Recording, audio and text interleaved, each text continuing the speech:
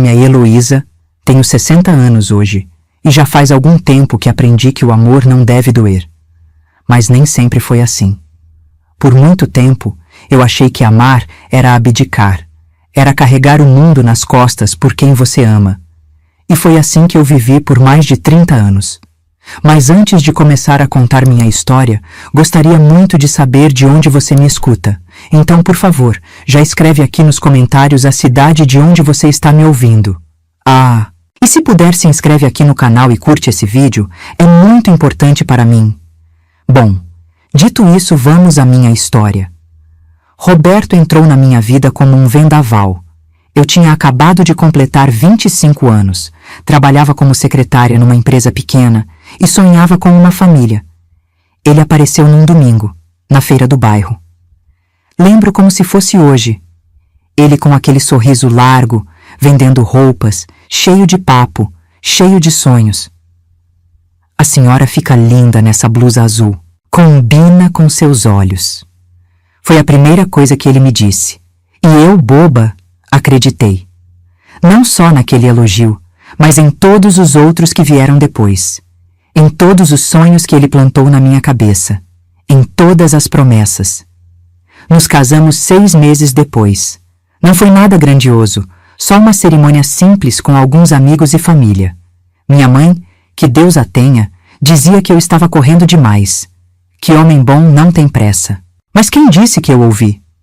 Quando a gente ama, a gente fica surda, cega e, principalmente, muda. No começo, ele ainda trabalhava com as vendas.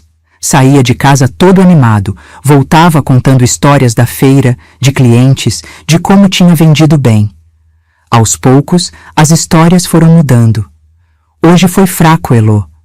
O movimento tá caindo, Elô. A concorrência tá difícil, Elô. Eu acreditava. Por que não acreditaria? Era meu marido. Era o homem que eu escolhi para dividir a vida, os sonhos. Quando a gente faz 50 anos, a gente acha que conhece as pessoas. Acha que depois de tantos jantares, tantos aniversários, tantos natais juntos, a gente sabe quem dorme do nosso lado.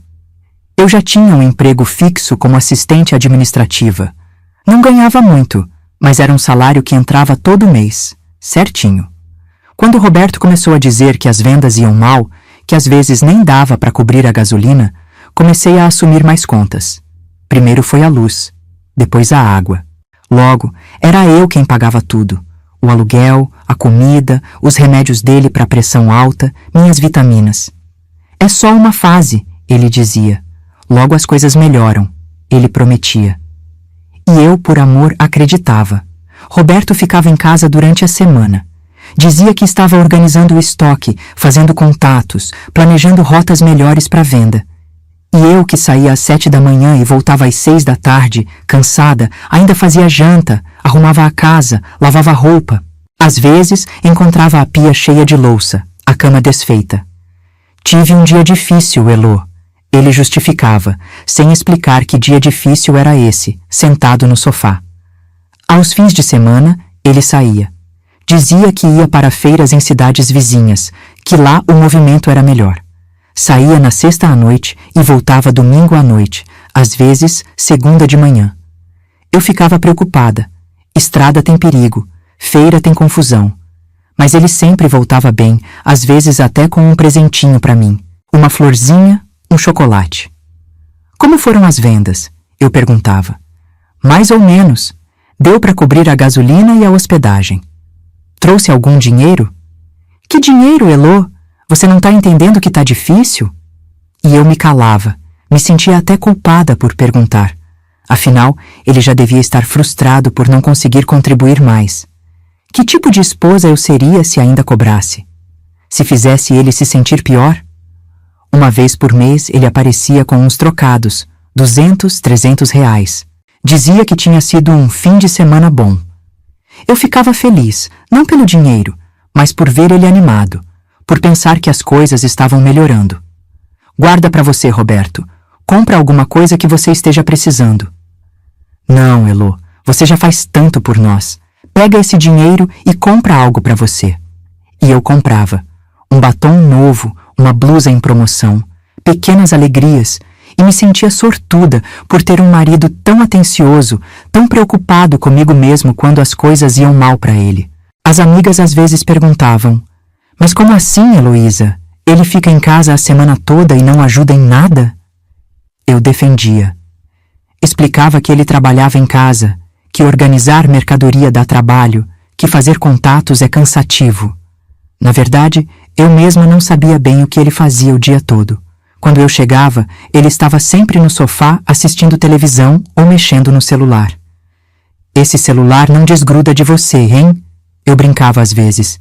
"É trabalho, Elô. Estou falando com clientes, com fornecedores." Aos 55 anos pedi aposentadoria proporcional. Meu corpo já não aguentava o ritmo e pensei: vou ter mais tempo para cuidar da casa, quem sabe até ajudar Roberto com as vendas dele. Imaginei que a gente finalmente teria mais tempo juntos, que talvez pudéssemos viajar um pouco, conhecer lugares. Mas não foi o que aconteceu. Com a aposentadoria, o dinheiro ficou mais curto. Roberto continuava com a mesma história. As vendas fracas, o mercado difícil. Agora eu tinha que fazer ainda mais malabarismo com o dinheiro. Cortei pequenos luxos, o café na padaria, o bolo de fim de semana, até o material para fazer meu crochê, que era minha paixão. Uma noite, acordei e ele não estava na cama. Fui até a sala e o encontrei cochichando ao telefone. "Quem era, Roberto?" Perguntei quando ele desligou. "Um cliente, Elô. Tá interessado em fazer um pedido grande." "Às 2 da manhã?" "Ele trabalha de madrugada, é segurança. Só pode falar a essa hora." Eu acreditei. Ou fingi acreditar. Não sei mais. Acho que a gente se acostuma com as mentiras, vai aceitando aos poucos, porque a verdade dói demais. Nos últimos anos, Roberto passou a viajar mais. Já não era só de sexta a domingo. Às vezes ficava fora 3, 4 dias durante a semana. Dizia que tinha encontrado novas feiras, novos mercados, que estava expandindo os negócios, que em breve nossa vida ia melhorar. "Tenha paciência, Helô. Logo, logo vou poder te dar a vida que você merece." E assim foram passando os anos. Eu, sustentando a casa, pagando as contas, fazendo economia, esperando por dias melhores que nunca chegavam. Ele, sempre com a promessa de que amanhã seria diferente. E sabe o que é pior? Eu tinha até orgulho. Orgulho de ser forte, de estar ao lado dele nos momentos difíceis, de não abandonar o barco quando a maré estava alta. "Seu Roberto tem sorte de ter uma mulher como você", as vizinhas diziam, e eu sorria porque, no fundo, achava que era eu quem tinha sorte. Sorte de ter um companheiro, de não estar sozinha, de ter alguém para chamar de meu. Como eu estava enganada, cada centavo economizado era uma vitória. Cada mês que eu conseguia pagar todas as contas era motivo de orgulho. Eu estava lutando pelo nosso casamento, pelo nosso futuro, pela nossa velhice juntos. Até o dia em que tudo desmoronou. Num domingo à tarde, Roberto tinha saído para ver um fornecedor, algo que raramente fazia aos domingos. Eu, aproveitando o tempo sozinha, resolvi arrumar o armário. No fundo da gaveta dele, dentro de uma meia velha, encontrei um cartão de crédito que eu não conhecia. Não tinha o nome dele. Estava no nome de uma empresa, R.M. Confecções. Aquilo me intrigou. Roberto nunca tinha mencionado nenhuma empresa. Nunca tinha falado sobre sociedade com ninguém. Guardei o cartão de volta onde estava e fingi que não vi. Mas algo dentro de mim começou a se quebrar naquele dia. Eu ainda não sabia. Mas aquele cartão de crédito era só a ponta de um iceberg enorme, de uma mentira construída por mais de 30 anos. Uma mentira que eu, cega de amor, ajudei a sustentar. A verdade viria como um tsunami, arrasando tudo o que eu acreditava ser verdadeiro na minha vida. Mas naquele momento, eu ainda era apenas Heloísa, uma mulher de quase 60 anos, que amava seu marido mais do que a si mesma, que acreditava no poder do sacrifício, da lealdade, da dedicação. Uma mulher que achava que o amor era dar tudo de si, mesmo quando não recebia nada em troca. Eu não sabia que, muito em breve, teria que reaprender tudo o que eu pensava saber sobre o amor. Principalmente, teria que aprender a me amar. Aquele cartão de crédito ficou martelando na minha cabeça por dias. Eu tentava seguir minha vida normalmente, fazer as coisas de sempre, sorrir quando Roberto chegava, perguntar sobre o dia dele, servir jantar. Mas era como se uma pequena pedra estivesse dentro do meu sapato, incomodando, machucando devagar. R&M Confecções. Que empresa era essa? Por que Roberto nunca tinha mencionado? E se era dele, por que não usava o dinheiro para ajudar em casa? Numa terça-feira, Roberto saiu dizendo que ia visitar um fornecedor em outra cidade e só voltaria na quinta. Assim que ele saiu, fui direto para a gaveta onde tinha encontrado o cartão. Estava lá, escondido na mesma meia velha. Peguei-o nas mãos, sentindo o plástico dourado e pesado. Um cartão de crédito sem limite, desses que só gente rica tem. Virei, revirei e então vi um papel dobrado junto. A fatura do mês anterior. Minhas mãos tremiam quando abri. O que vi ali quase me fez cair sentada no chão. Restaurantes caros, lojas de roupa de marca, uma joalheria. Uma loja de brinquedos onde ele tinha gasto quase R$ 2.000 de uma vez. E o pior, uma mensalidade escolar.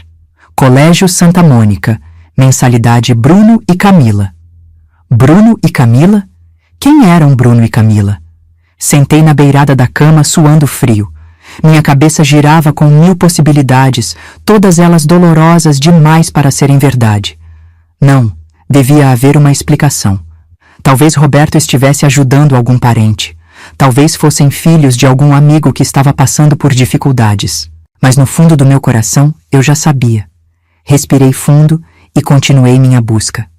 No fundo do guarda-roupa, encontrei uma caixa de sapatos que nunca tinha visto antes. Dentro, havia extratos bancários, todos em nome da tal R&M Confecções. A empresa tinha movimentação de centenas de milhares de reais, mensalmente. Foi como se o chão sumisse debaixo dos meus pés. Por mais de 10 anos eu tinha economizado em remédios, em comida, cortado o pequeno prazer de um café na padaria, enquanto Roberto tinha dinheiro. Muito dinheiro. Entre os papéis, encontrei um comprovante de transferência para uma tal de Maria Clara Souza. Valor: R$ 12.500. Descrição: mensal, conforme combinado. Maria Clara, MC-RM. Roberto e Maria Clara? Lembrei de uma conversa telefônica que tinha ouvido parcialmente meses atrás. Roberto falando baixo: já estou mandando o dinheiro, amor. Semana que vem estou aí de novo. Na época eu tinha engolido a explicação de que era um cliente. Quantas explicações eu tinha engolido ao longo dos anos? Quantas vezes tinha sufocado a voz dentro de mim que dizia que algo não fazia sentido? Peguei meu celular e pela primeira vez na vida fiz algo que nunca pensei que faria. Digitei o nome Maria Clara Souza nas redes sociais. O primeiro perfil que apareceu fez meu estômago revirar. Uma mulher bonita, uns 15 anos mais jovem que eu, cabelos longos, sorriso largo. E ali, na foto de perfil, ela abraçada com Roberto. Meu Roberto. Comecei a percorrer as fotos dela. Lá estava Roberto de novo, em uma praia. Roberto em um restaurante chique. Roberto em frente a uma casa grande, de 2 andares, com piscina.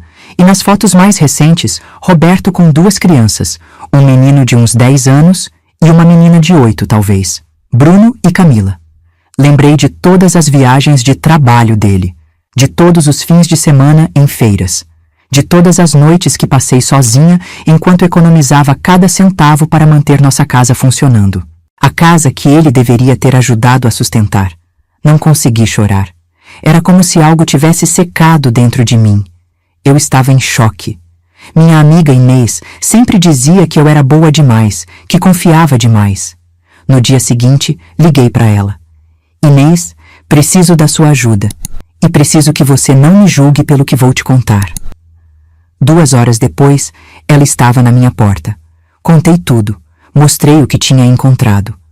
Pela primeira vez falei em voz alta o que eu vinha desconfiando. Roberto tinha outra família. Elô, precisamos ter certeza. Não podemos tirar conclusões só por algumas fotos e um cartão. Inês era mais desconfiada, mais esperta. Ela pegou o endereço da escola das crianças na fatura e sugeriu que a gente fosse até lá, na hora da saída. Se ele estiver pagando a escola, é porque tem alguma ligação com as crianças. Vamos descobrir qual. No dia seguinte, estacionamos o carro de Inês na frente do Colégio Santa Mônica, um lugar chique, com mensalidades que eu jamais poderia pagar. Esperamos ansiosas. Meu coração batia tão forte que eu podia ouvi-lo nos meus ouvidos. Foi quando vi Roberto, meu Roberto, parado na frente do portão, olhando o relógio, esperando. Logo, 2 crianças saíram correndo e pularam nos braços dele. Papai! Papai! Meu mundo parou de girar naquele instante. Você quer ir embora, Elô? Não precisa ver mais. Mas eu precisava ver até onde ia a mentira, até onde Roberto tinha construído essa vida paralela. Uma mulher se aproximou deles, Maria Clara. Ela deu um beijo em Roberto. Não um beijo de amigos, um beijo na boca.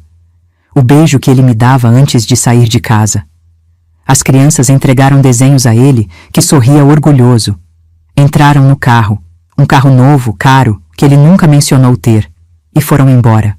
Inês dirigiu em silêncio até minha casa. Eu não conseguia falar. O nó na minha garganta era maior que qualquer palavra. O que você vai fazer, Elô? Eu não sabia. Como confrontar uma mentira de 30 anos? Como questionar o homem que eu pensei conhecer melhor que a mim mesma? Nos dias seguintes, fiz o que nunca achei que seria capaz. Virei detetive da minha própria vida. Com a ajuda de Inês, que tinha um sobrinho que entendia de computadores, conseguimos acessar mais informações sobre a tal R&M Confecções. Era uma empresa real, grande, com várias lojas no estado. Roberto não era apenas um vendedor fracassado. Ele era dono de uma rede de lojas. O sobrinho de Inês descobriu mais. Roberto tinha imóveis em seu nome e em nome da empresa. 3 casas, 2 apartamentos na praia, terrenos. Ele tinha 2 carros de luxo registrados. E o pior, conseguimos encontrar o endereço onde Maria Clara vivia com as crianças. Uma casa enorme em um condomínio fechado. A casa que ele tinha construído com o dinheiro que dizia não ter, enquanto eu contava moedas para comprar pão. Por que, Inês? Por que ele fez isso comigo? Porque ele podia, Elô. Porque você deixou. As palavras de Inês doeram, mas eram verdadeiras. Eu tinha permitido, tinha aceitado cada desculpa, cada mentira, cada ausência. Roberto estava programado para voltar na quinta. Eu tinha 2 dias para decidir o que fazer. Confrontá-lo? Fingir que não sabia de nada e continuar vivendo a mentira? Sumir sem deixar rastro? Naquela noite não dormi. Fiquei repassando cada momento dos nossos 30 anos juntos, tentando identificar quando as mentiras começaram. Será que desde o começo ele já planejava essa vida dupla? Será que em algum momento ele realmente me amou? Com a luz da manhã, tomei minha decisão. Eu não ia fugir, não ia me esconder. Ia olhar nos olhos dele e exigir a verdade. Na quinta, arrumei a casa como sempre fazia quando ele voltava de viagem. Fiz o jantar que ele gostava. Me vesti com cuidado. Queria que ele me visse como mulher, não como a tola que ele tinha enganado por anos. Quando a chave girou na fechadura, meu coração quase parou. Ele entrou, sorrindo como sempre. Oi, Elô, senti sua falta. Oi, Roberto, como foi a viagem? Ah, cansativa. Essas estradas estão cada vez piores, mas consegui fechar uns negócios bons. Continuei sorrindo, servindo a comida, enquanto ele falava sobre fornecedores imaginários e vendas que nunca aconteceram. Depois do jantar, ele foi tomar banho. Era agora. Peguei a fatura do cartão, as fotos que tinha imprimido e coloquei tudo sobre a mesa.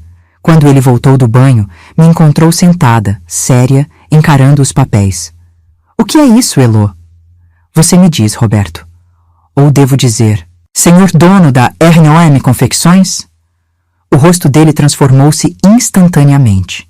O sorriso sumiu. Os olhos ficaram duros, frios. Naquele momento, entendi que estava olhando para um estranho. Há quanto tempo você sabe? Tempo suficiente para descobrir tudo. Maria Clara, Bruno, Camila, a casa no condomínio, Os carros, a rede de lojas. Tudo, Roberto, eu sei de tudo. Esperei gritos, negativas, talvez até violência. Mas o que veio a seguir foi pior. Ele riu. Um riso de desprezo, de superioridade. E o que você vai fazer, Elo? Você não tem nada. Não é ninguém sem mim. Por quê? Por que fazer isso comigo por tantos anos? Ele deu de ombros como se a resposta fosse óbvia. Porque você era conveniente. Uma mulher que não questionava, que acreditava em tudo, que se contentava com migalhas. Enquanto isso, eu construía minha vida de verdade, com uma mulher de verdade. Cada palavra era uma facada, mas eu não ia me dobrar. Não mais. Quanto tempo? Desde quando você tem essa outra vida? Bruno vai fazer 11 anos mês que vem. Faça as contas. 11 anos. 11 anos de traição, de mentiras, de me fazer de idiota. E antes disso, quanto mais havia que eu não sabia? E o dinheiro? Todo esse tempo você teve dinheiro, enquanto eu economizava cada centavo, enquanto eu pagava tudo aqui? Ele sorriu cínico. A empresa já existia antes de você, Elo. Só que nunca achei necessário te contar. E depois... Bom, depois foi conveniente manter as coisas assim. Você sempre foi boa demais para perceber. Sempre se contentou com tão pouco. Foi como se algo explodisse dentro de mim. Anos e anos de submissão, de acreditar que amor era sacrifício, de me anular para fazer o outro feliz, tudo isso transformou-se em uma fúria gelada. Sai da minha casa. Sua casa? Isso aqui é alugado, esqueceu? No meu nome, por sinal. O aluguel que eu pago há 15 anos. Sai agora, ou eu chamo a polícia e conto tudo. Bigamia é crime, Roberto. E tenho certeza que tem muito mais crimes nos seus negócios que você não quer que venham à tona. Ele me olhou, avaliando se eu seria capaz. Algo no meu olhar deve ter mostrado que sim, que agora eu era capaz de tudo. Você vai se arrepender disso, Heloísa. Você não é nada sem mim. Eu era nada com você. Agora vou descobrir quem sou de verdade. Quando a porta bateu atrás dele, não chorei, não gritei, não quebrei nada. Uma calma estranha tinha se apoderado de mim. Olhei para minhas mãos, calejadas de tanto trabalhar, de tanto dar, de tanto servir. Naquela noite, sozinha na cama que tínhamos dividido por décadas, fiz uma promessa a mim mesma. Nunca mais seria a mulher que acreditava que amor é se anular.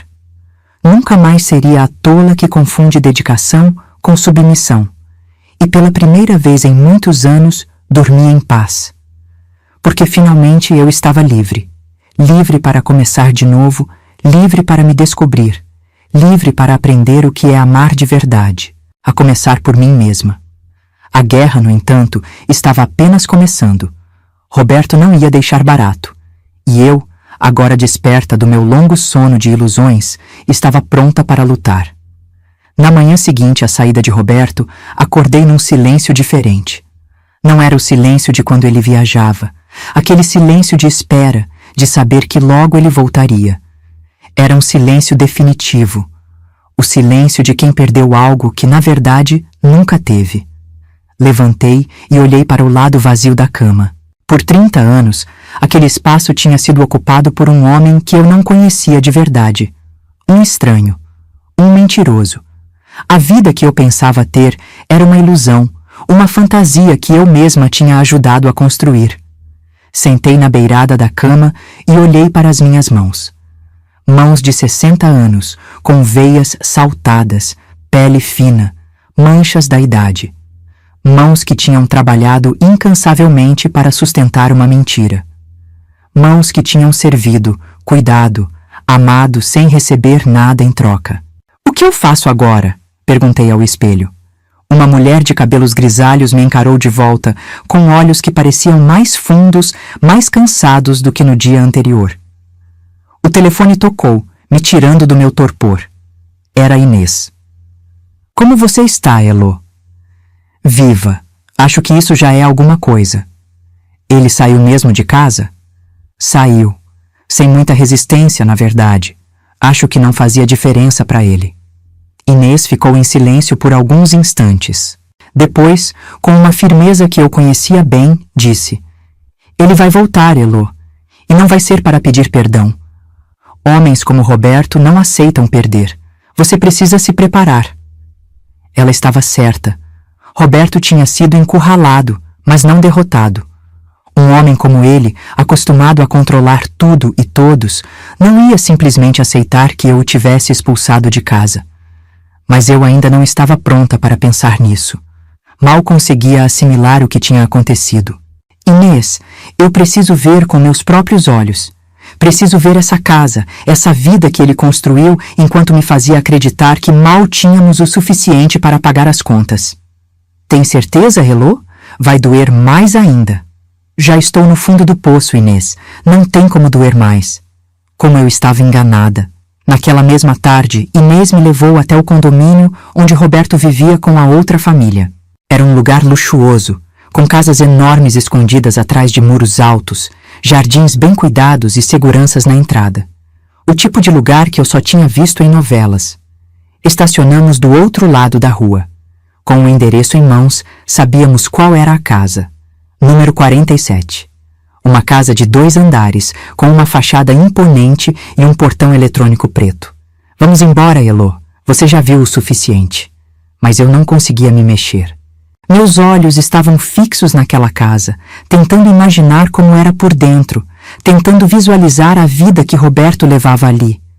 Os quartos, a sala, a cozinha onde outra mulher preparava suas refeições favoritas.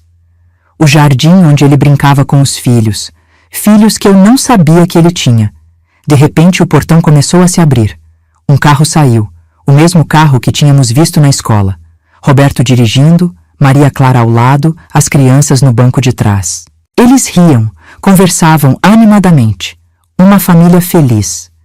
Inês apertou minha mão com força, talvez temendo minha reação. Mas eu continuei imóvel, observando. Era como assistir a um filme sobre a vida de outra pessoa.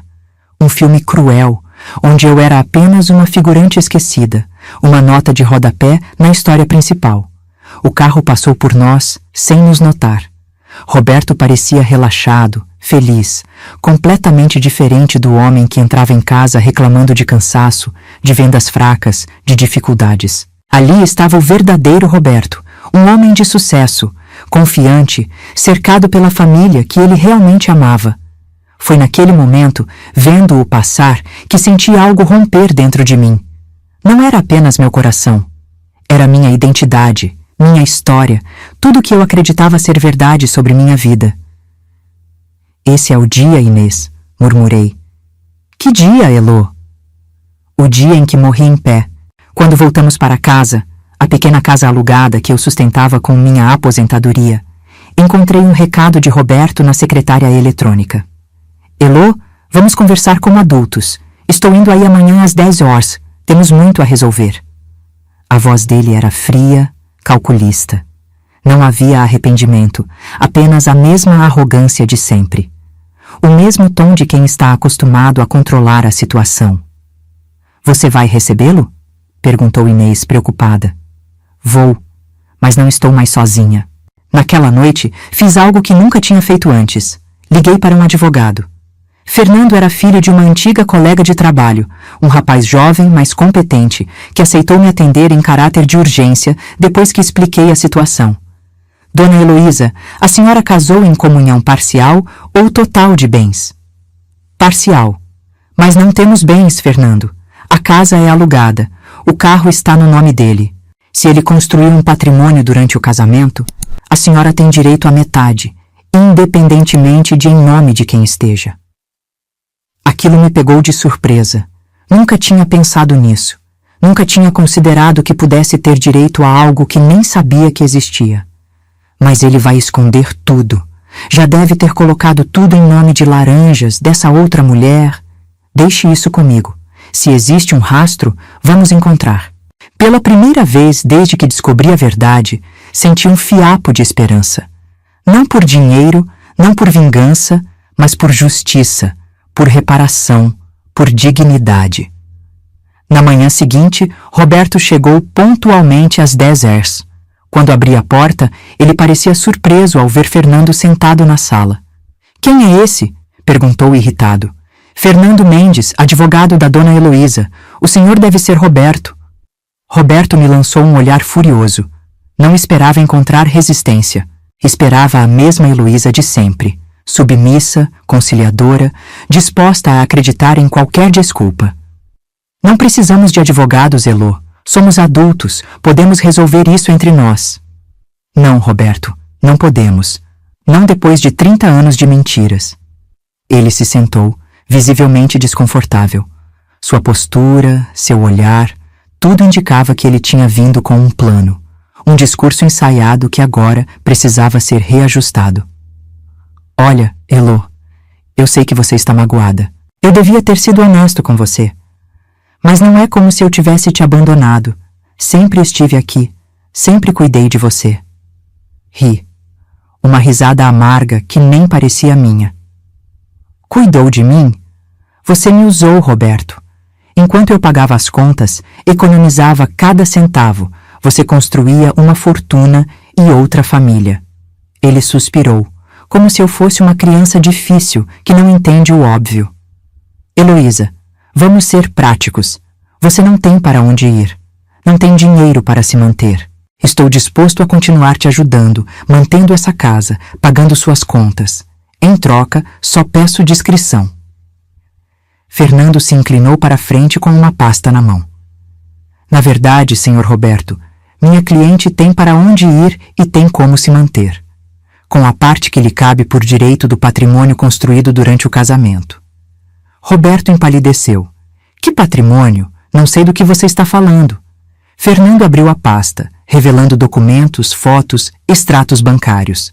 A R&M Confecções. As 3 casas em seu nome, os 2 apartamentos na praia, os terrenos, os carros de luxo, tudo adquirido durante o casamento com Dona Heloísa. Isso é um absurdo. A empresa já existia antes dela. E o resto não tem nada a ver com ela. O senhor pode provar que a empresa existia antes? Tem contrato social anterior ao casamento? E mesmo que tenha, o crescimento da empresa ocorreu durante o matrimônio, o que dá à minha cliente direito sobre a valorização. Roberto levantou-se furioso. Isso é uma tentativa de extorsão. Você não vai conseguir nada, Heloísa. Nada. Não quero tudo, Roberto. Só o que é meu por direito. Só o suficiente para recomeçar minha vida sem precisar da sua ajuda. Ele apontou o dedo para mim, tremendo de raiva. Você vai se arrepender disso. Vou destruir você. Você já tentou por 30 anos. Agora é minha vez de viver de verdade. Quando ele saiu batendo a porta, senti minhas pernas fraquejarem. Caí sentada no sofá, tremendo. A senhora foi muito corajosa, dona Heloísa, disse Fernando gentilmente. Não foi coragem, foi desespero. O que acontece agora? Agora começamos a batalha judicial.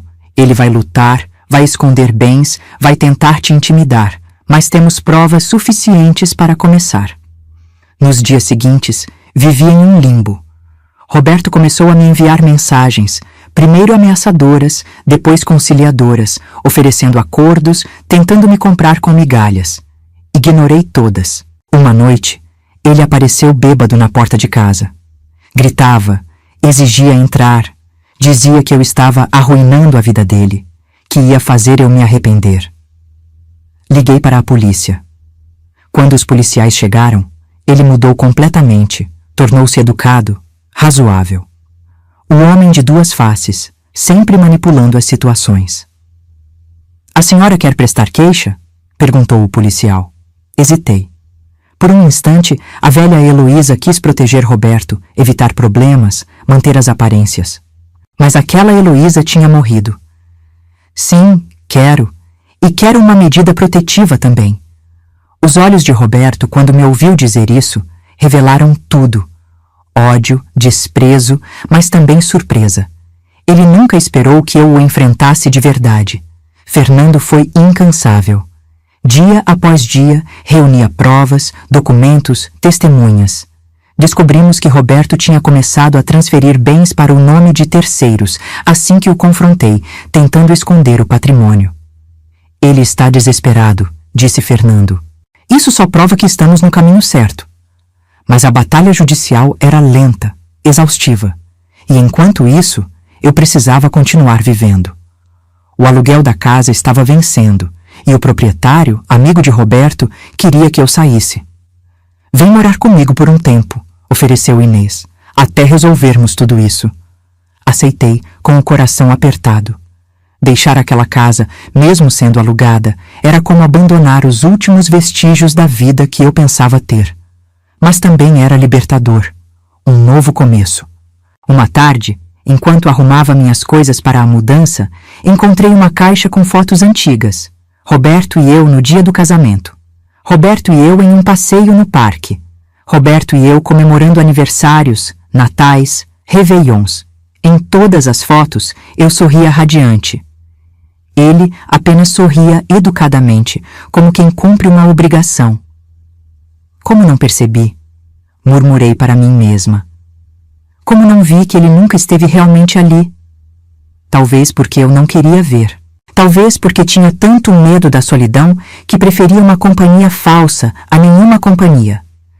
Talvez porque, como tantas mulheres da minha geração, tinha sido criada para acreditar que meu valor estava atrelado a ter um marido, uma família, independentemente da qualidade dessa relação. Peguei as fotos e, uma a uma, rasguei. Não com raiva, mas com determinação. Aquela vida não era real. Aquelas memórias eram baseadas em mentiras. Era hora de criar novas memórias, verdadeiras. No dia da mudança, dei uma última olhada na casa. As paredes vazias, os móveis velhos que não valia a pena levar, o desgaste de 30 anos de uma vida morna. Não senti tristeza, senti alívio. Está pronta? Perguntou Inês, parada na porta. Mais do que nunca. Quando fechei a porta pela última vez, não estava apenas deixando uma casa. Estava deixando para trás a mulher que se anulou por amor, que confundiu sacrifício com afeto, que aceitou migalhas achando que era um banquete. A caminho da casa de Inês, passamos pelo condomínio onde Roberto vivia com sua outra família. Pedi a Inês que parasse por um momento. Tem certeza, Elô? Não precisa se torturar. Não é tortura, é despedida. Olhei para aquela casa imponente, construída com dinheiro que também era meu, com sacrifícios que só eu fiz. Não senti inveja da mulher que vivia lá. Senti pena. Porque se Roberto tinha sido capaz de mentir para mim por 30 anos, que garantia ela tinha de que não estava sendo enganada também? Sabe, Inês, acho que no fundo eu sempre soube. Sempre senti que algo não estava certo, que as histórias não batiam, que havia peças faltando no quebra-cabeça. Mas preferia acreditar na mentira porque a verdade era assustadora demais. O importante é que agora você acordou. Agora você está viva de verdade. Sim, eu estava viva. Tinha morrido em pé naquele dia em que vi Roberto com a outra família, mas também tinha renascido. Uma nova Heloísa, que não precisava de mentiras para se sentir amada, que não confundia servidão com dedicação, que finalmente começava a entender seu próprio valor. A estrada à frente seria difícil. A batalha judicial, a reconstrução financeira, o recomeço emocional. Mas eu estava pronta. Porque pela primeira vez em décadas, estava vivendo na verdade. E a verdade, por mais dolorosa que fosse, era infinitamente melhor que a mais doce das mentiras. Vamos embora, Inês. Tenho uma vida para reconstruir.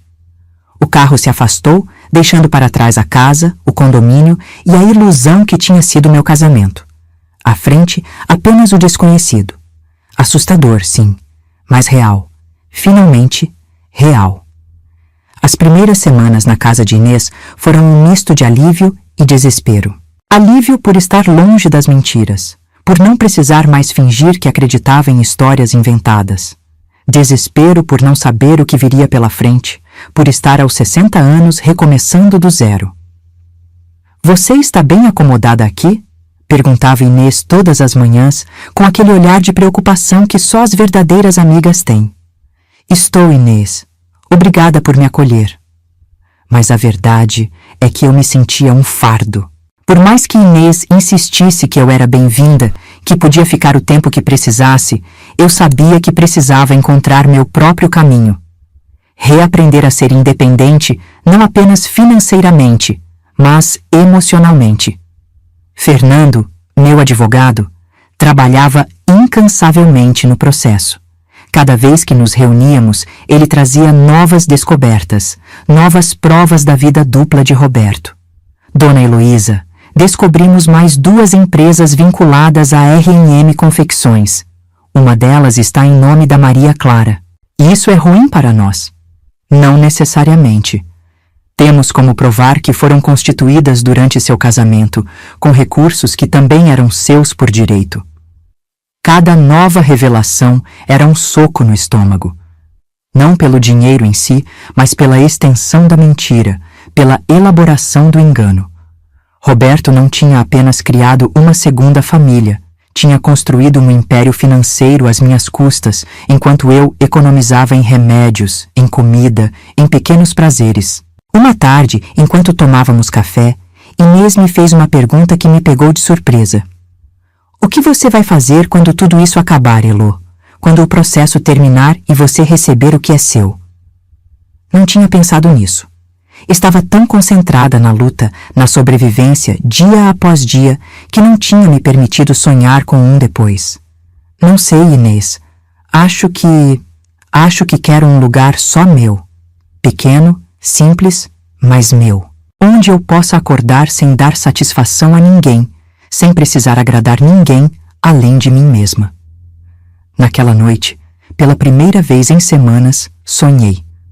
Não pesadelos com Roberto ou com a outra família. Sonhei com uma casinha clara, com um jardim onde eu plantava flores, com uma varanda onde fazia crochê em paz. Um sonho simples, de uma vida simples, mas genuína. Na manhã seguinte, acordei com uma ideia. Uma ideia que poucos meses antes teria parecido absurda para a antiga Heloísa, sempre tão dependente, tão insegura. Inês, você se lembra daqueles cursos de crochê que eu fazia? Aqueles que Roberto dizia que eram perda de tempo? Claro que lembro. Você era a melhor da turma. Estive pensando, e se eu começasse a dar aulas? Aqui mesmo, na sua sala, nos fins de tarde? Poderia cobrar um valor pequeno, só para começar a ter meu próprio dinheiro, não depender apenas do que vier do processo. Os olhos de Inês brilharam. Elô, isso é perfeito. Eu mesma posso ser sua primeira aluna e conheço várias vizinhas que adorariam aprender. Foi assim que começou minha pequena revolução. Com agulhas de crochê, novelos de lã e a vontade ferrenha de não ser mais vítima das circunstâncias. No primeiro dia, apareceram 3 alunas. Inês, sua vizinha Carmen e a sobrinha dela, uma jovem de 20 anos chamada Júlia. Minha tia disse que a senhora faz mágica com essas agulhas, disse Júlia, olhando curiosa para minhas mãos. Não é mágica, querida, é prática e paciência. Enquanto ensinava os primeiros pontos, os dedos movendo-se com a memória de anos de prática, senti algo estranho no peito. Uma leveza, um calor. Percebi surpresa que era felicidade. Uma felicidade pequena, frágil, mas verdadeira. Na semana seguinte, a turma dobrou. Na outra, dobrou de novo. Logo, precisei dividir em 2 turmas. Uma à tarde, outra à noite. Os valores que cobrava eram modestos, mas somados, começavam a fazer diferença. Não precisava mais pedir dinheiro a Inês para pequenas despesas pessoais, para um shampoo, um creme. Você está brilhando, Elô, comentou Inês uma noite, depois que as alunas saíram. Estou me sentindo útil de novo, viva de novo.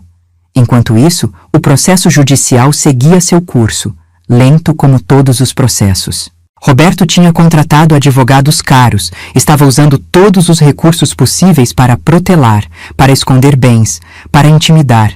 Mas Fernando era persistente. Uma tarde, ele chegou com uma expressão que eu não consegui decifrar.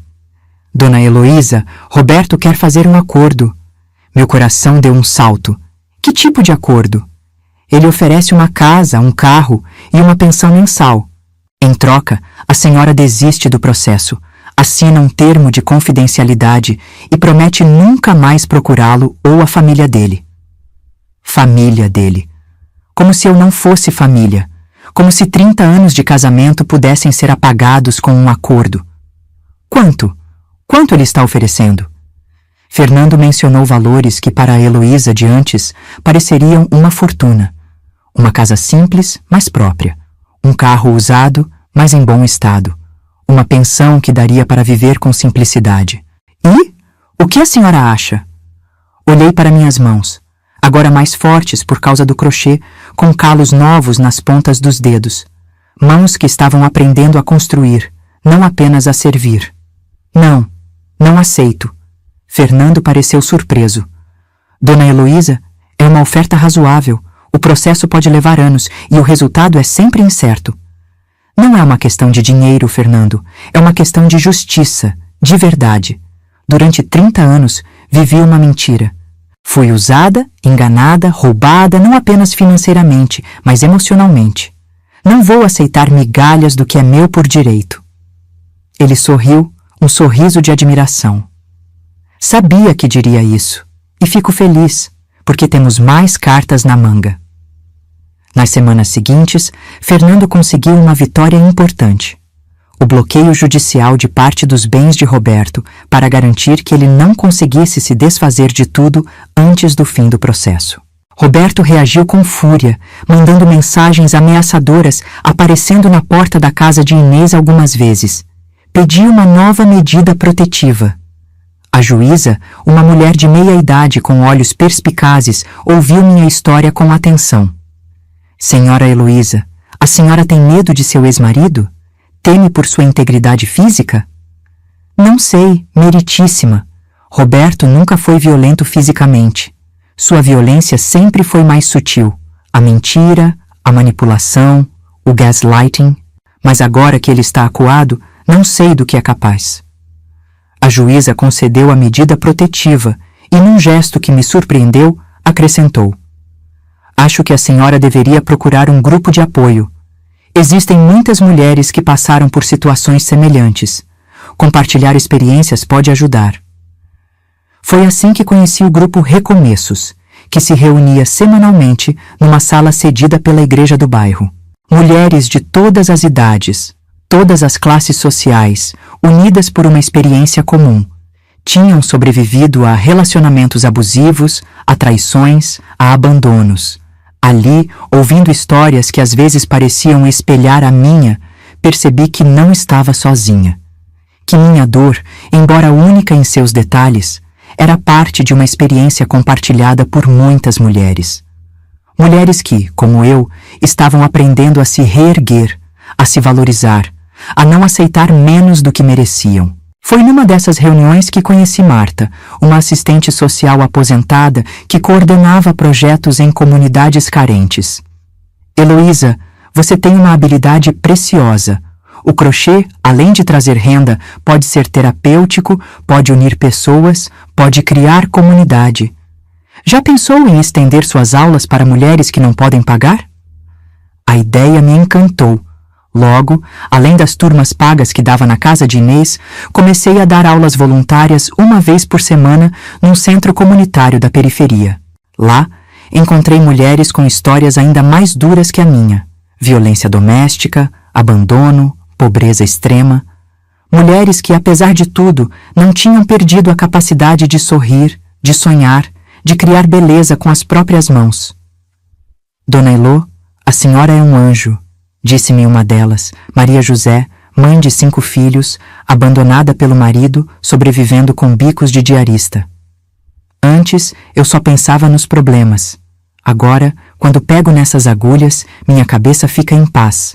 Foi Maria José quem teve a ideia de transformarmos o grupo em uma pequena cooperativa. Cada uma faria peças em casa, toucas, mantas, blusas, bolsas, e venderíamos juntas em feiras, dividindo os lucros. A ideia era boa, mas esbarrava num problema prático. Precisávamos de material, de um local fixo para expor, de alguém que entendesse de vendas. Se tivéssemos um pouquinho de capital inicial, suspirou Maria José.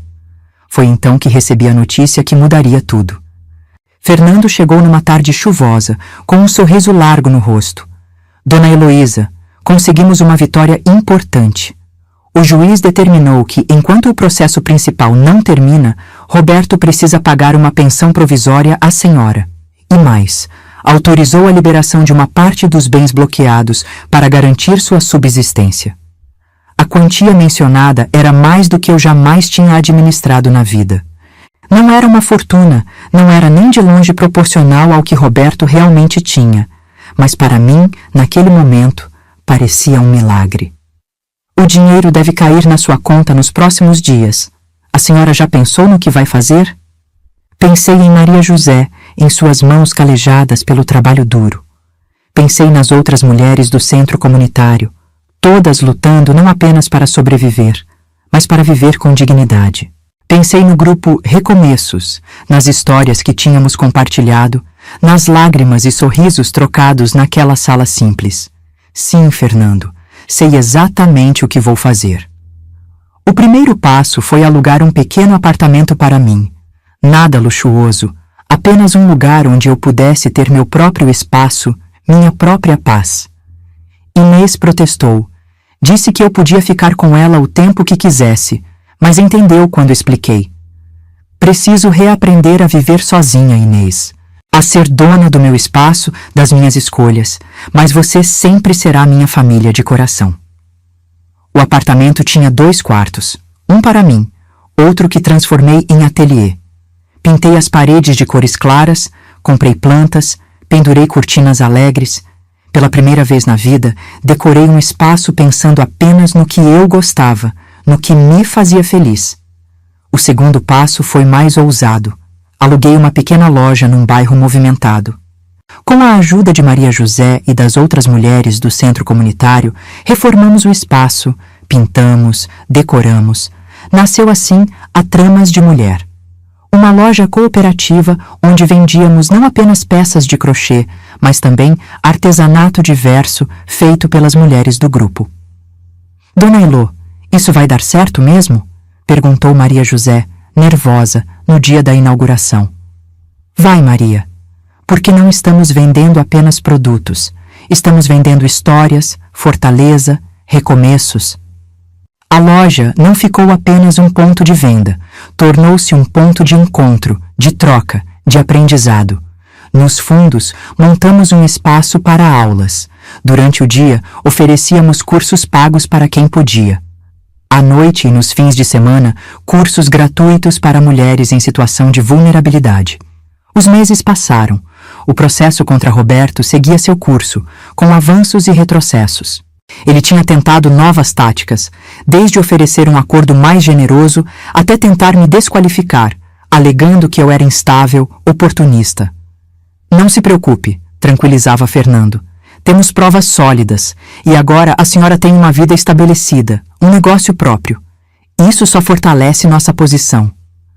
Uma tarde, enquanto organizava novos produtos na loja, ouvi o sininho da porta. Levantei os olhos e vi uma mulher entrando, jovem, bonita, com um olhar nervoso. Reconhecia imediatamente, embora nunca tivéssemos nos encontrado pessoalmente. Maria Clara. Meu coração disparou. Por um instante, pensei em pedir que ela saísse, em gritar, em deixar extravasar toda a raiva que ainda sentia. Mas algo no seu olhar me deteve. Não era um olhar de desafio, nem de curiosidade mórbida. Era um olhar de medo. Senhora Heloísa, podemos conversar? Indiquei uma mesinha no canto, onde às vezes tomávamos café com clientes. Sentamos, 2 mulheres unidas pela mentira de um homem, separadas por décadas de engano. Por que veio aqui? Perguntei, mantendo a voz calma, embora meu interior estivesse em turbilhão. Porque preciso que a senhora saiba a verdade. Roberto mentiu para mim também. Foi como se o chão se abrisse sob meus pés.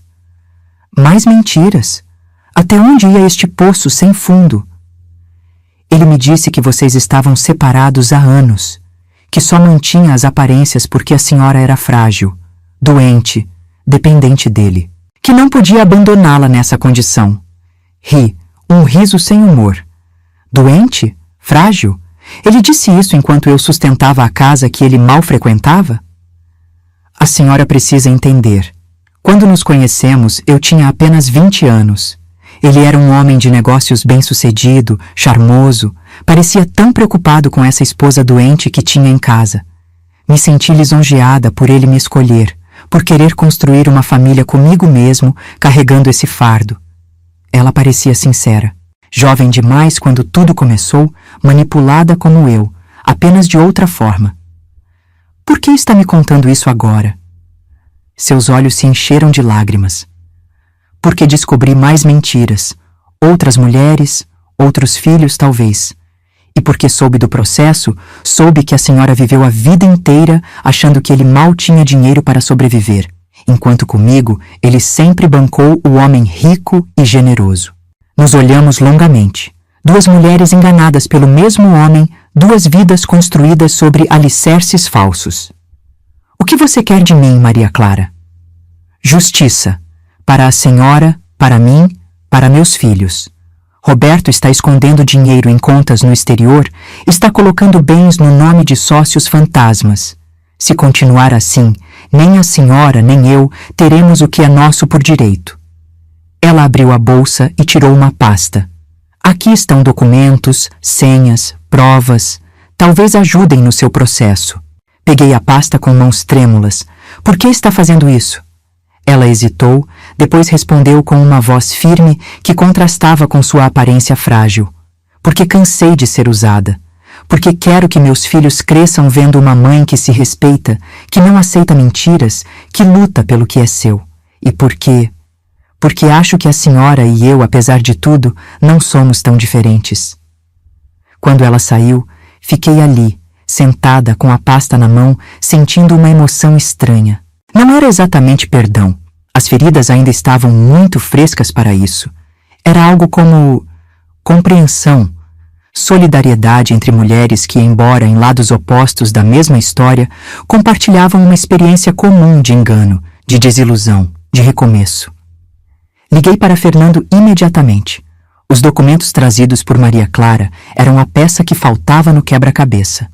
Com eles, conseguimos acelerar o processo, provar a extensão da fraude, da ocultação de bens. 3 meses depois, finalmente chegamos a um acordo judicial.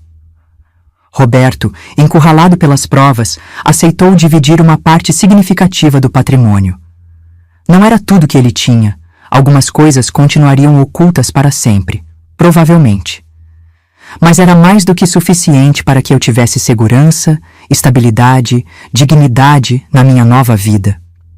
Com o dinheiro, comprei o apartamento que estava alugando e também o espaço da loja. Investi na expansão da cooperativa, agora com mais de 50 mulheres participando. Viajei pela primeira vez na vida, sozinha para o litoral, onde vi o mar que só conhecia por fotos e senti a liberdade de não dar satisfações a ninguém. Em uma tarde ensolarada, sentada na varanda do meu apartamento, fazendo crochê enquanto ouvia música, percebi que tinha alcançado algo que nunca tive em 30 anos de casamento. Paz. A paz de viver sem mentiras, sem manipulações, sem sentir que preciso merecer o direito de existir. Roberto continuava rico, continuava com sua vida dupla ou tripla, mas tinha perdido algo que dinheiro nenhum compra: a capacidade de enganar, de controlar, de se sentir superior. Agora, ele sabia que eu sabia, que Maria Clara sabia, que suas mentiras tinham limites. E eu? Eu tinha encontrado algo que achei que nunca mais teria: felicidade. Não aquela felicidade cinematográfica, de grandes paixões e momentos dramáticos. Uma felicidade simples, cotidiana, feita de pequenas vitórias, de amizades sinceras, de propósito. Antes eu era esposa, disse para Inês um dia enquanto tomávamos café na loja.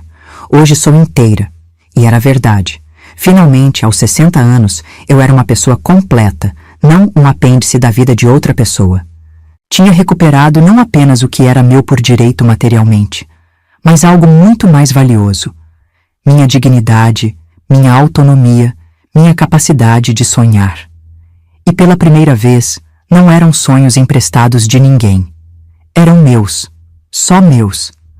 Sonhos tecidos com a mesma paciência, a mesma dedicação com que tecia meu crochê, ponto a ponto, dia a dia, construindo algo belo e resistente a partir do que parecia apenas uma linha solta. Hoje faz exatamente 2 anos que descobri a verdade sobre Roberto, sobre meu casamento, sobre minha vida. 2 anos desde que abri os olhos para a mentira que tinha vivido por 3 décadas. Olho para trás e mal reconheço aquela mulher que eu era, sempre tentando agradar, sempre se sacrificando, sempre acreditando que amor era abdicar de si mesma. Estamos reunidas na sala maior da Tramas de Mulher, que agora ocupa não apenas a lojinha original, mas todo o prédio de 2 andares. No térreo, a loja onde vendemos nossas peças.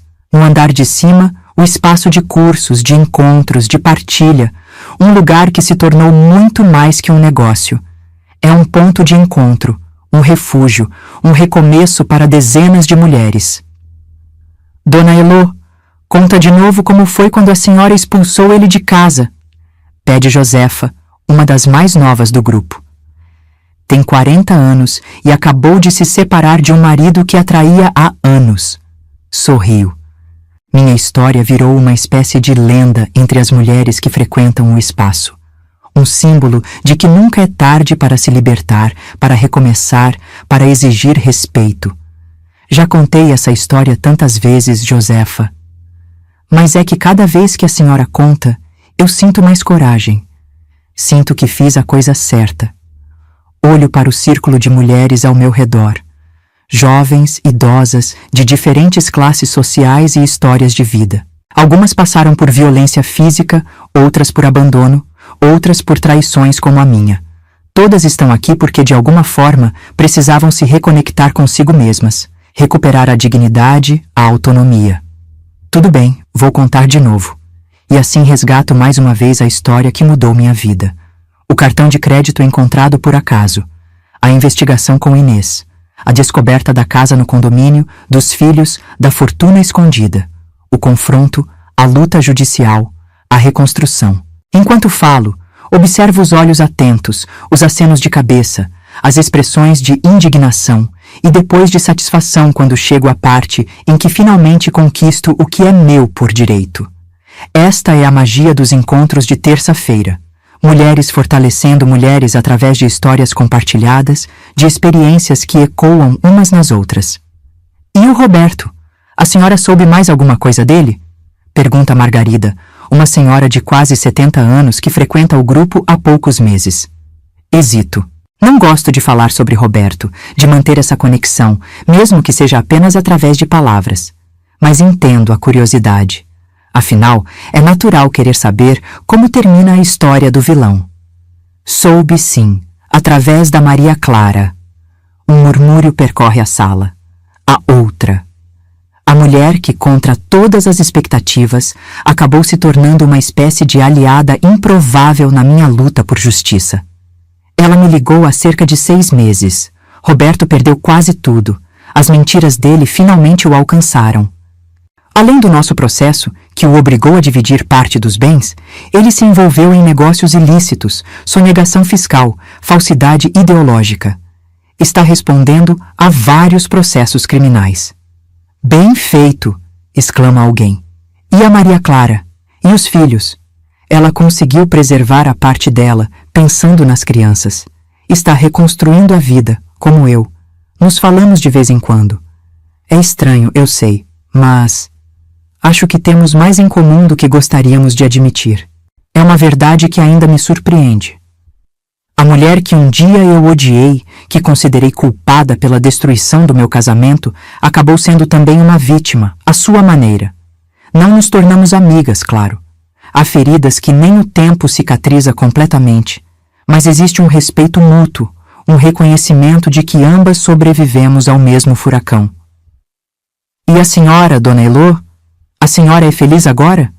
Pergunta Tânia, uma das mais jovens do grupo. A pergunta me pega de surpresa. Felicidade. Uma palavra que durante tanto tempo pareceu pertencer a outra língua, a outra vida que não a minha. Sou, Tânia. Não da forma como imaginei que seria quando tinha sua idade. Não tenho um amor de novela, não tenho filhos ou netos, Não tenho aquela história perfeita que nos vendem como o único caminho para a felicidade feminina, mas tenho paz, tenho propósito, tenho amigas verdadeiras. Tenho a liberdade de ser eu mesma, sem precisar pedir licença, sem precisar me diminuir para caber nas expectativas de ninguém. Faço uma pausa, pensando em como articular algo que tenho sentido intensamente nos últimos anos. Sabem o que aprendi com tudo isso? Que o amor que mais cura é o amor próprio. Que nenhum relacionamento, por mais intenso que seja, vale a perda da nossa essência, da nossa dignidade. E que nunca é tarde para recomeçar, para escolher a verdade, por mais dolorosa que seja, em vez da mentira confortável. Margarida, a senhora de 70 anos, enxuga discretamente uma lágrima. Tenho 45 anos de casamento, dona Heloísa, e só agora estou percebendo o quanto me anulei, o quanto aceitei ser menos para que meu marido pudesse ser mais. Ele nunca me traiu, pelo menos não que eu saiba, mas me diminuiu de outras formas. Ouvir a senhora me dá a esperança de que talvez não seja tarde para mim também. Seguro suas mãos enrugadas entre as minhas. Nunca é tarde, Margarida. Nunca. O encontro continua, cada mulher compartilhando um pedaço de sua história, suas lutas, suas pequenas vitórias. Quando termina, ficamos eu e Inês arrumando o espaço, como fazemos todas as terças. Você salvou muitas vidas, Elô. Sabe disso, né? Diz Inês, enquanto guarda as cadeiras. Não salvei ninguém, apenas criei um espaço onde podemos nos salvar juntas. Voltamos para nossas casas, Inês para a dela, eu para o meu apartamento florido, cheio de plantas, de cores, de vida. Um espaço que reflete quem sou agora, não quem fui obrigada a ser por tantos anos. No dia seguinte, acordo cedo como de costume. Faço meu café, rego minhas plantas, separo as linhas que usarei para um novo projeto de crochê. Uma rotina simples, mas que me enche de uma satisfação profunda. A satisfação de escolhas que são minhas, de um ritmo que é meu, de uma vida que finalmente me pertence. O telefone toca. É Maria Clara. Dona Heloísa? Desculpe ligar tão cedo. Tudo bem, Maria Clara. Aconteceu alguma coisa? Na verdade, sim. Roberto foi preso ontem. Os processos, as fraudes, ele não conseguiu escapar dessa vez. A notícia me atinge como uma onda, não de alegria, nem de vingança satisfeita, mas de uma estranha melancolia. O homem que um dia amei, com quem compartilhei 30 anos da minha vida, terminou assim, sozinho, desmascarado, caído. Como você está? Pergunto. Aliviada, assustada, confusa. Os meninos estão mal, claro, afinal, é o pai deles. Se precisar de alguma coisa... Na verdade, preciso sim. A senhora se importaria de conversar com eles algum dia? Acho que seria bom ouvirem outra perspectiva, entenderem que a vida pode mudar completamente e ainda assim ser boa. A proposta me surpreende. Ser uma espécie de mentora para os filhos do homem que me enganou por décadas? A velha Heloísa teria dito não imediatamente, teria se protegido da dor, do desconforto. Mas a Heloísa de agora... Claro, Maria Clara, quando quiser, eles são bem-vindos na Tramas. Após desligar, fico refletindo sobre os estranhos caminhos que a vida toma.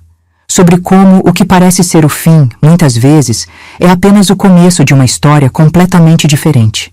Sobre como a dor, quando não nos destrói, nos transforma em versões mais fortes, mais autênticas de nós mesmos. A campainha toca. É Marta, a assistente social que me apresentou ao centro comunitário, que me inspirou a expandir as aulas de crochê para mulheres carentes. Pronta para a reunião, Elô? Temos muito a discutir sobre a expansão do projeto. O projeto, nossa mais nova empreitada.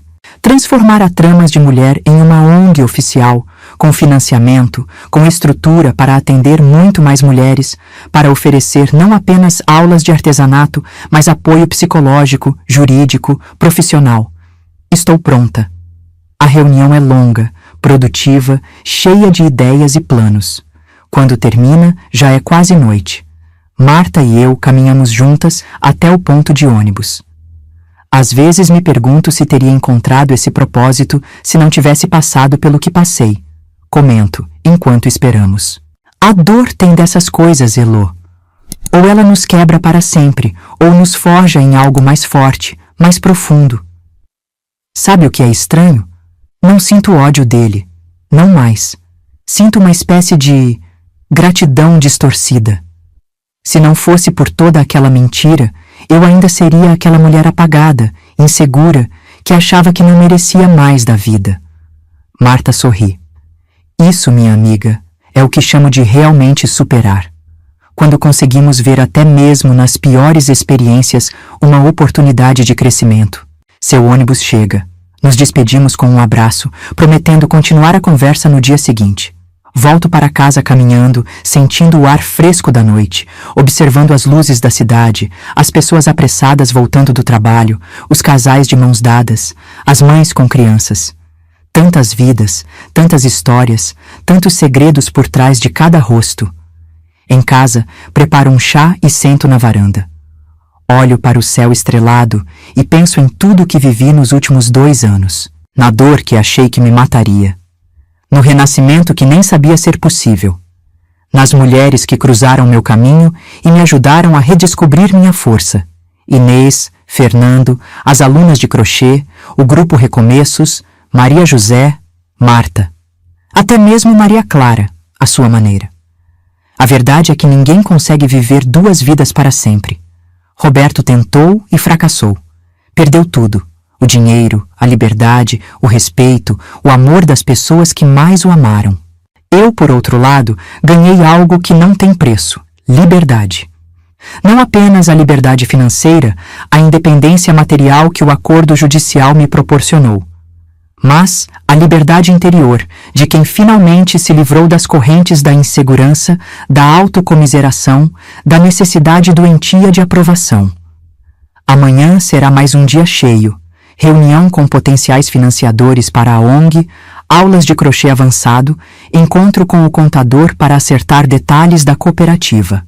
Uma vida ocupada, significativa, construída com minhas próprias mãos. Mãos que agora criam, em vez de apenas servir. Mãos que agora acolhem outras mulheres, em vez de apenas implorar por migalhas de afeto. Na semana que vem, completarei 62 anos. Inês está organizando uma festa surpresa, que não é mais surpresa porque ela nunca foi boa em guardar segredos. Haverá bolo, música, pessoas que se tornaram família por escolha, não por obrigação. E haverá crochê, claro, sempre há crochê. A vida que eu vivo agora não é perfeita. Tem dias difíceis, tem momentos de solidão, tem desafios que ainda me assustam. Mas é uma vida verdadeira. Uma vida que escolhi, não uma que aceitei por medo, por insegurança, por achar que não merecia mais. A outra vida, a vida com Roberto, foi uma mentira. Uma bela e elaborada mentira que durou 30 anos. Esta vida, a que vivo agora, com todas as suas imperfeições, com todos os seus desafios, é de verdade. É minha. Finalmente, genuinamente, minha. E sabe de uma coisa? Não a trocaria por nada no mundo. Meus queridos, cheguei ao fim da minha história. Espero que minha jornada tenha tocado seus corações. Compartilhei com vocês minhas dores, minhas descobertas e, principalmente, meu renascimento. Cada um de nós, eu sei, carrega suas próprias lutas, suas próprias verdades ainda a serem descobertas, seus próprios recomeços esperando para acontecer. Sabe, aos 60 anos, eu achava que minha vida estava acabando. Mal sabia que estava apenas começando de verdade. Por isso digo a vocês, nunca é tarde. Nunca é tarde para se valorizar, para exigir respeito, para escolher a verdade difícil em vez da mentira confortável. Se minha história tocou você de alguma forma, peço que deixe seu curtir neste vídeo, compartilhe nos comentários o que mais tocou seu coração e se inscreva no canal para mais histórias como a minha. Histórias de mulheres reais, com lutas reais e vitórias reais. Lembre-se sempre, você merece ser protagonista da sua própria história, não coadjuvante na história de outra pessoa. E eu estarei aqui, torcendo por você, acreditando em você. Até nosso próximo encontro.